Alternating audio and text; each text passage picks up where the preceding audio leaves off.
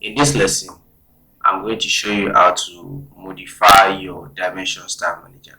Now, to access your Dimension Style Manager, there are two ways. I can either go from the dimension here, and then scroll down to Dimension Style Manager here, or I can go from from the annotate and then go to under dimension and click on this small arrow here.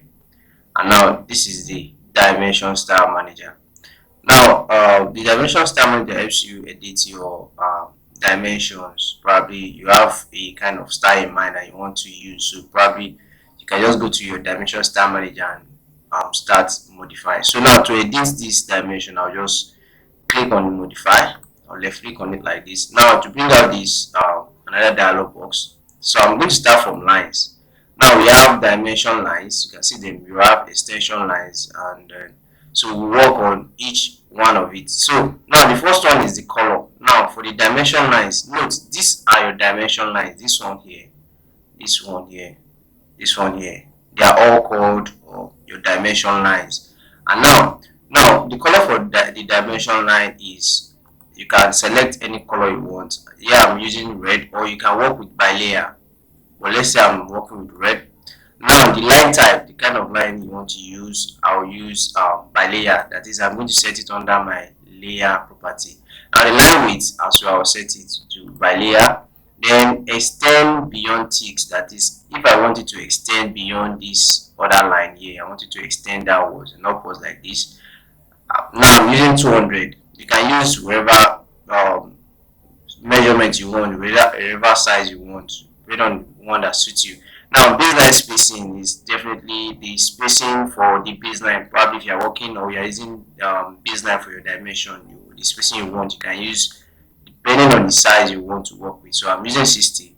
You can choose whatever size you want. Now that's for the dimension lines. Now for the extension lines, these are the extension lines. This one here, they are all called the extension line. These ones, you can see them. They are all called the extension lines. Extension lines. So now for the color, I'm using the same color as the dimension line, red and red. Now for the line type, extension line 1, I'm working with by layer. Now for the line type extension line 2, so I'm using by layer.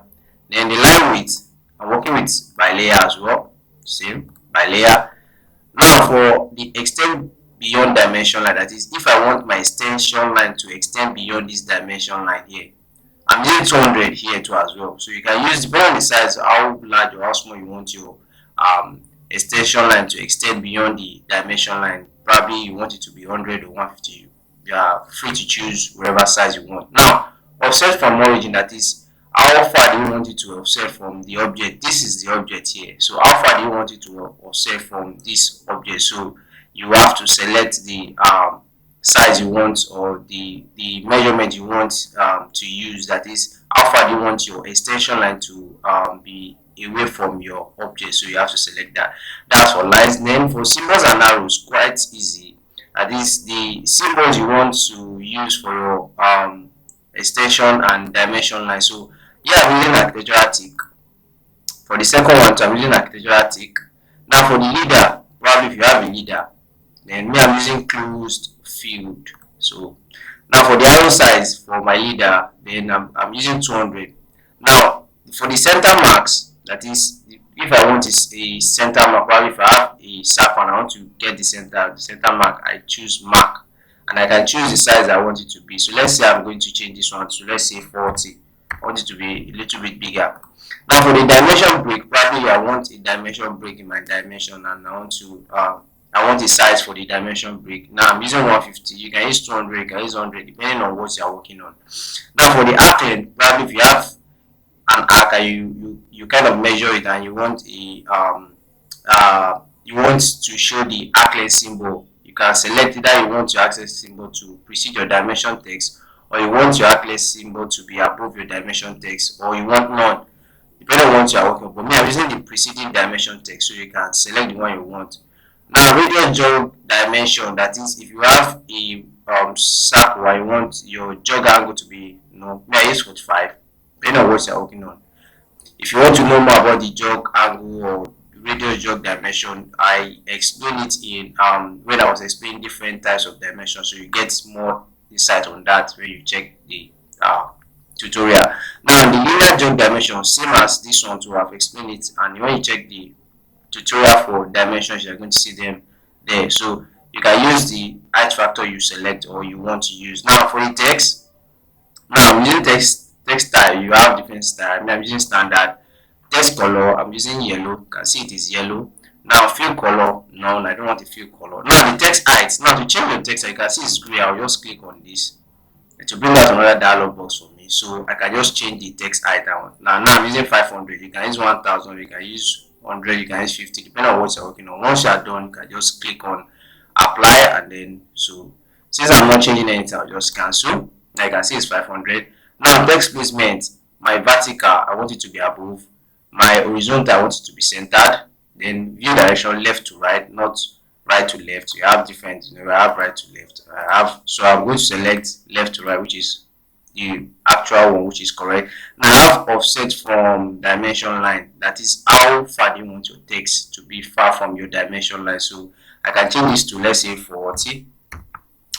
Now text placement, I want my text to be text alignment. I want it to align with my dimension line. So you can see they are all aligned with the dimension line. They are all aligned with the dimension line. So that's how to set this. So I want it to be aligned. If you want it to be horizontal, you can see it's horizontal, but I want it to be aligned. So now for feet, we don't have much to here.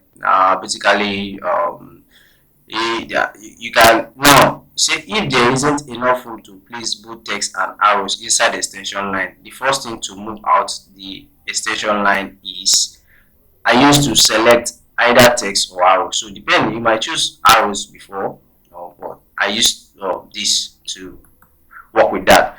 So that's for fit. There are no major things to edit here, so it's okay like that. For the primary unit, for the linear dimension unit format, I use decimal. For the precision, I want it to be 0. For the decimal separator, I want it to be period. Round off, I can change it to just 0. So majorly, then for the angular dimensions units format, I use decimal degree. Precision, I use 0. So those are the major things you have to set in your dimension style manager to get a perfect dimension style. So definitely that's how to set your dimension style manager to get what you want from your dimension. You can set it to suit your design or whatever you want to do, so you can modify it and do whatever. Probably use different measurements. You might not use the same thing I'm using, but depending on what you're working on, you can just select the one you want and then get what you really desire from your dimension style manager. Let me just show you one or two things and show you how the dimension works. Now you click on OK, and then I'll just click on close, and then I'll try using the dimension. Then I'm going to try and use the linear dimension, so you can see what, as you can see my architectural tick. You can see it. You can see my dimension line. You can see it, and you can see my extension line too, and you can see my dimension too. You can see it. So everything works together and they are looking much more okay. So you can, depending on what you're working with, you can reduce the size of the text to maybe 200 or whatever size you want, but just make sure it is suitable for your design you're working on. I hope you understand one of the things from this lesson. Thanks for watching, and I'm going to see you in my next video.